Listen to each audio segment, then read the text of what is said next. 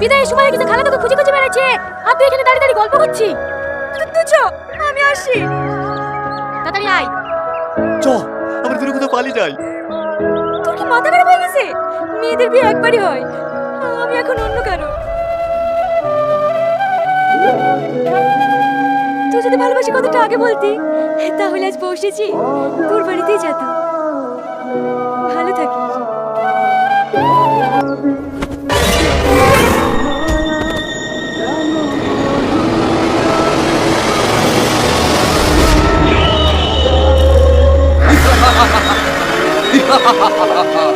বলো আকা, তোমার কি চাই?